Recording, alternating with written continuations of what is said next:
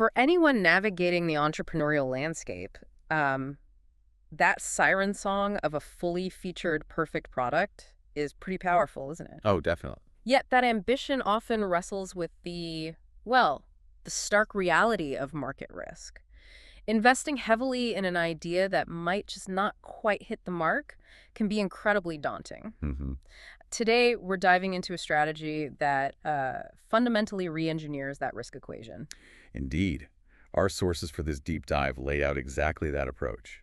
You know, validating your product idea before fully committing to large-scale development. Yeah. And the cornerstone of this whole thing is something called a minimum viable product, or MVP. Okay, let's unpack this. An MVP isn't just a stripped down version, right? It's more like a strategically lean iteration. Precisely. Built with only the essential features needed to solve one core problem for a specific audience. So the idea is to get this focused product out there, gather feedback, and validate your core assumptions quickly before you go all in with a massive investment. Exactly. Saves time, saves money. So our mission today is really to guide you through that entire process, from, pinpointing the right problem all the way to making those critical pivot or proceed decisions. Yeah. We're aiming to give you a shortcut, sort of, to building something your customers truly want. By learning what they value most, quickly and efficiently. And avoiding that costly feature bloat driven by just, well, internal assumptions. Which happens all too often. So for an informed audience like ours who are already familiar with the startup world, why is this MVP approach not just important, but critical? What really stands out as the biggest game changer here, beyond the obvious benefits, I mean? Well, what's truly fascinating, I think, is how an MVP fundamentally flips the traditional product development model. It's quite radical, actually. How so? Instead of betting big on a single unvalidated vision, it allows you to, well, to fail cheaply and learn rapidly. Fail cheaply, I like that. Yeah. It transforms potential catastrophic losses into agile, data-driven course corrections. It's a crucial antidote to the build it and they will come fallacy. Right, which we see a lot. And it prevents that costly feature bloat driven by internal assumptions rather than, actual external demand. I can see the immediate benefit there. It's kind of like a scientific experiment for your business idea, Exactly. where you're testing your core hypothesis with minimal variables and maximum efficiency. And because you're putting something out there quickly, it naturally means quicker market feedback. But how do we make sure we're getting the right kind of feedback and not just noise? That seems key. That's a crucial point, about the right kind of feedback.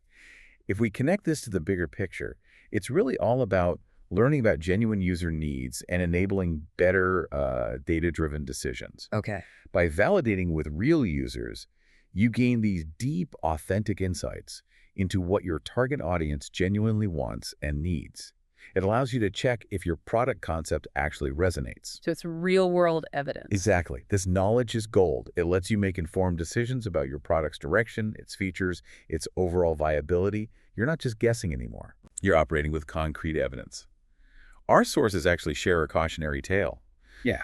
One startup spent 2 years building their perfect social network. Oh, wow. 2 years. Yeah, only to find out users really just wanted a simple event calendar feature that was buried inside. Ouch. An MVP could have shown that much faster. Exactly. Weeks, probably, not years. Yeah, it completely shifts the risk profile, doesn't it? That's a game changer. It really is. But, okay, understanding the why only gets us halfway there. This is where the theory truly meets practice. And our sources provide a clear 7-step roadmap, almost like a battle-tested blueprint for taking these concepts and putting them into action. A practical guide. So the first crucial step our sources emphasize is stripping away all assumptions and clearly identifying the core problem your product solves. Yeah. Many founders think they know the problem, but our sources often highlight a disconnect there. What's the trick to truly nailing down that core problem rather than just, a symptom? Well, this raises an important question, doesn't it? What specific painful problem are you truly trying to solve? And for whom? Right, the who. Who is your target audience? And we're talking about their specific frustrations, their daily habits, not just age or location. Deeper than demographics. Much deeper. And crucially, how does your product offer a unique solution that's genuinely better than what's already out there? It's easy to focus on what you want to build, but you need to focus on what users need solved. Okay. For example, our sources mention a fitness app. The core problem it might be solving isn't just people want to exercise, right? No, that's too broad. It might be people struggle to stay motivated without clear, measurable results that directly tie to their efforts. See the difference? Yeah, much more specific. So an MVP here wouldn't try to be an entire gym in your pocket. It would focus primarily on just tracking workouts and giving basic feedback to keep users engaged. Got it. Pinpoint that single most painful user problem. Exactly, not a dozen minor inconveniences. Okay, so once that problem is crystal clear, the next critical phase, as our sources suggest, involves framing testable hypotheses. These are essentially your educated, testable assumptions about how your product will solve the problem. Right, and they set measurable goals for validation. They're like the predictions you make before you run your experiment. A core tenet from the scientific method, basically. Lean startup stuff. Absolutely, it's fundamental. Exactly. They force you to be specific. Like, if you're building that task management app for remote teams, Yeah. a hypothesis could be remote teams will experience a measurable 15% productivity boost using an app that allows them to easily assign and track tasks in one centralized place, reducing email clutter. Something like that. Perfect example. It's measurable, it's specific, and it links the feature to the outcome. Right. These statements guide your core features. They tell you exactly what you need to test and what success actually looks like in terms of user behavior. Couldn't have said it better. And this is where the minimum in MVP really defines the approach. Designing your solution with only those core features. Which brings us neatly to step 3. Yeah. You're focusing exclusively on the essential features needed to test those specific hypotheses. Nothing more, nothing less. That must require some ruthless prioritization. Oh, absolutely ruthless. Best practices here are critical. Yeah. You must identify only the core features that solve that core problem. So for our task manager example, That's task creation, assignment, and maybe due date tracking. That's it. Full stop. keep it simple. Keep it simple. Avoid anything non-essential that could complicate the user experience or distract from testing that core functionality. Okay. And even though it's basic, it's still vital to ensure user-centric design. You don't want skewed feedback just because it's confusing to use. Good point. You'd be testing usability, not the core value proposition. Exactly. Our sources give the example of a basic budgeting tool, MVP. It would only include income entry, expense tracking, and maybe some basic reporting. And skip advanced features like investment tracking or financial advice entirely, because those aren't solving the identified core problem for the initial test. right. Focus is key. So with the design in hand, we move to execution. Step 4. Our sources highlight the importance of building and launching your MVP as quickly as possible. This is where the rubber meets the road, right? Your assumptions get their first real-world test. Yes, the reality check moment. And there are several effective ways to launch. Like what? Well, you could use beta testing.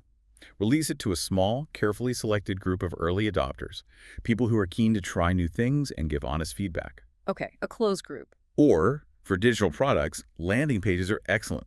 You showcase the MVP's features, maybe offer early access or beta signups. It gauges interest even before a full launch. Smart. Test demand first. Exactly. And don't forget social media. It's a powerful tool to promote your MVP within online communities where your target audience already hangs out. Get them to test it. Good examples. Think of how Zappos started. Yeah. Just pictures of shoes from local stores on a website. Right. They were just checking if people would even buy shoes online before they built any inventory system. That was their MVP. Super lean. Brilliant. Okay, so it's launched. Now comes the crucial learning part. Step 5 is all about collecting feedback and analyzing data. What are some of the most effective ways to get those truly actionable insights rather than just, superficial comments? Yeah, this is arguably one of the most important steps. You can use surveys and interviews to directly ask users about their experience. Get those qualitative insights, the why behind their actions. Talk to them directly. Or conduct usability testing. Actually watch how users interact with your MVP in a natural setting. See where they get stuck or confused without prompting them. Observe behavior. And for digital products, analytics tools are your best friend. Things like Google Analytics for overall traffic, Mixpanel for tracking specific in-app events, or Hotjar for visual stuff like heat maps and session recordings. So you see what they do, not just what they say. Exactly. Key metrics to track include engagement rate. Are they actually using the core feature? Conversion rate, retention rate, and of course, that direct qualitative customer feedback. And you're tracking these against your initial hypothesis, presumably. Precisely. You need to see if users are interacting with the core feature designed to test that specific hypothesis you set out earlier. Got it. Which leads nicely into step 6, because the MVP process is inherently iterative. Absolutely. Once you've collected that rich feedback, you use it to refine your product constantly. What might that look like?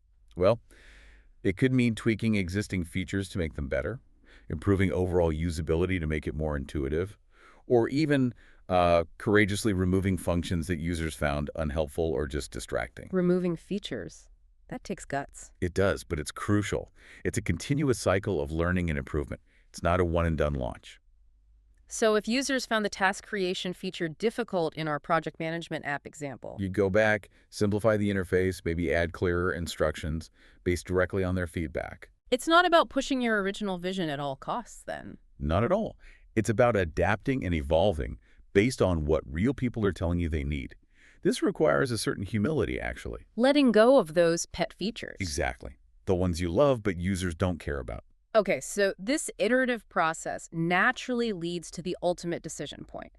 Armed with all that data, do you pivot or do you proceed? This is step 7, the strategic moment of truth. Precisely. If the data suggests your product isn't fully addressing the problem it set out to solve, or maybe the market demand just isn't as strong as you expected, Then what? then pivoting, which means significantly changing the direction or even the core problem your product addresses might be necessary. That sounds like a big move. It is, but it's a brave and often essential one. And the MVP process makes it a strategic, less emotionally charged decision because it's based on data. Data-informed agility. Exactly. It's not about giving up on an idea, but finding its true market fit faster. And the other option? However, if your MVP shows positive signs, good engagement, high retention, positive user feedback, then you can confidently proceed. Scale up. Right. Proceed to develop a more polished, feature-rich version, knowing you're building on a solid, validated foundation. That's a really thorough roadmap. So, pulling it all together, what does this mean for someone embarking on this journey, whether they're a startup founder or maybe someone in an established company trying to innovate? What are the overarching best practices our sources emphasize to really ensure success with an MVP? Yeah, if we connect this to the bigger picture, it really boils down to 5 core principles, kind of like guiding stars for the process. Okay. First, target the right audience. Yeah. Make sure you're testing with the specific people who actually benefit most from your product, not just, anyone who will download it. Crucial. Avoid surveying friends and family unless they are the target. Exactly. Second, test early and often. Don't wait for perfection. The goal is learning, so the faster you get it out there, the faster you learn. Get data quickly. Third, keep it focused. Limit features strictly to what's necessary to test your core hypothesis. Resist that urge to add more bells and whistles. Remember, your MVP is not your final product. Discipline. Very much so. Fourth, And critically, number 4 must be open to feedback, right? Yeah. Be ready to make changes, let go of features, even ones you loved, if they aren't working. absolutely. That requires humility and objectivity. You can't be defensive about the feedback. And finally, I'm guessing be ready to pivot. You got it. The whole MVP process is about learning and adapting based on real-world data. Don't be afraid to change direction if the evidence points you somewhere new or unexpected. It really makes you wonder, doesn't it, how many potentially brilliant ideas are just shelved because that initial investment seemed too high. When an MVP could have opened the door with much less risk. Yeah. This deep dive has really shown us that validating a product idea with an MVP is probably one of the most effective ways to reduce risk, save resources, and truly ensure your product addresses real market needs. It's not just about building a product, it's about building the right product. The one customers genuinely want and will find value in. Precisely. And, the MVP process fundamentally teaches us something deeper, I think. The true innovation isn't about having all the answers at the start, Which is a relief. isn't it? It's about embracing curiosity, learning quickly from real-world insights, and adapting your vision based on what users genuinely value. Yeah. It really challenges us to think, are we building what we think people want or what they actually need? A fundamental question. Consider how many resources are wasted on perfect products that ultimately nobody wants. An MVP isn't just a development strategy. It's really a profound shift in mindset towards continuous customer-centric discovery.